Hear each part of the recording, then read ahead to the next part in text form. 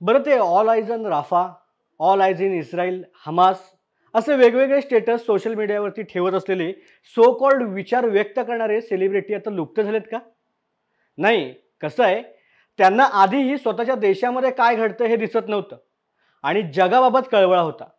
पण त्याच जगामधील बांगलादेशमध्ये हिंदूंना विनाकारण मारलं जातंय याबद्दल अजून कोणी आपल्या भावना व्यक्त केल्या नाहीत ना, म्हणून प्रश्न पडला. कारण आरक्षणाच्या नावावरती बांगलादेशमध्ये जे आंदोलन सुरू होतं त्याने आता हिंसाचाराचं रूप घेतलंय. विद्यार्थ्यांच्या आंदोलनामुळे पंतप्रधान शेख हसीना यांनी देश सोडला, सत्ता पलटली आणि मग सुरू झाला जिहादी लोकांचा खेळ. 1,30,00,000 हिंदू असलेल्या बांगलादेशात या जिहादी लोकांनी आता हिंदूंना सॉफ्ट टार्गेट करायला सुरुवात केली. हिंदू, त्यांची घरे आणि त्यांच्या प्रार्थना स्थळांवरती हिंसक हल्ले झाले. ढाका येथील भारतीय सांस्कृतिक केंद्र आणि देशभरामधील 4 हिंदू मंदिरांवरती हल्ले झाले. गेल्या सोमवारपासून 300 ते 400 हिंदूंची घरं आणि 15 ते 20 हिंदू मंदिरांची तोडफोड करण्यात आली.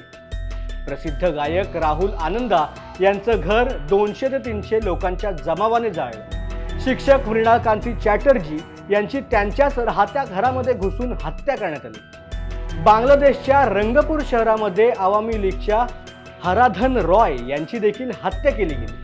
फेणीमधील दुर्गा माता मंदिर, काली माता मंदिर, जगन्नाथ मंदिर अशा विविध मंदिरांची तोडफोड केली. मूर्तींची विटंबना झाली, मंदिरं जाळण्यात आली, अनेकांची हत्या झाली. तरी देखील स्वतःला हिंदू समजणारे महाराष्ट्रामधील आणि देशातील हिंदुत्ववादी सत्ताधारी, विरोधी नेते आणि सामाजिक भावना आणि अस्मिता असलेले सेलिब्रिटी यावर जेव्हा भाष्य करत नाहीत ना, तेव्हा त्यांच्या भावनिकतेची कीव करावीशी वाटते. तिकडे हजारो किलोमीटर लांब असलेल्या गाझा आणि हमास बाबत आमचे नेते, सेलिब्रिटी आणि आम्ही दुःख व्यक्त करतो. पण स्वतःच्या सीमेवर असलेला एक देश आणि त्याच देशामध्ये असलेला माझा हिंदू बांधव जेव्हा जळतोय त्याबद्दल आम्हाला काहीच वाटत नाही. आम्ही शांत आहोत. पण प्रश्न हाच आहे ना, की आरक्षणासाठी सुरू असलेल्या विद्यार्थी आंदोलनाने असं रूप का घेतलंय? तर मुळात आरक्षण आणि विद्यार्थी आंदोलन कधीच संपलंय आणि सुरू झालंय बांगलादेश नॅशनल पार्टीचं जिहादी आंदोलन. त्यांना आधीपासूनच हिंदूंना बांगलादेशमधून पळवून लावायचं होतं. कारण 2001 मध्ये खलिदा जिजा यांच्या सरकार जेव्हा स्थापन झालं तेव्हा त्यांच्याच समर्थकांनी हिंदूंविरोधात आंदोलन सुरू केलं होतं आणि तब्बल हा हिंसाचार 150 दिवस सुरू होता. त्यावेळेला 18,000हून अधिक हिंदू मारले गेले, जखमी झाले.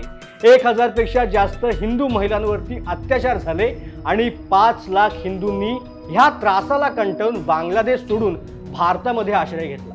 त्यामुळे बांगलादेशमधून हिंदूंना संपवून टाकायचं हाच या जिहादी लोकांचा हेतू आहे.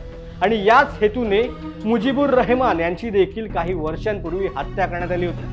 कारण बांगलादेश स्वातंत्र्य झाल्यावरती 1971 रोजी मुजीबुर रहमान यांनी संविधानामध्ये सेक्युलर शब्दाचा वापर केला होता आणि त्यांची हत्या केल्यानंतर संविधानामधून तोच सेक्युलर शब्द काढून टाकला गेला आणि त्या जागी इस्लामिक स्टेट बांगलादेश हा शब्द बांगलादेशसाठी संविधानात वापरला जाऊ लागला.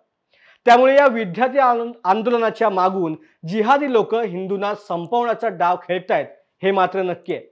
त्यामुळे आता CAA कायद्याच्या माध्यमातून भारत या हिंदूंना कसा मदत करतोय याकडे सर्वांचं लक्ष लागून राहिलंय. तोपर्यंत कमीत कमी आपल्या भावना तरी नक्की व्यक्त करा.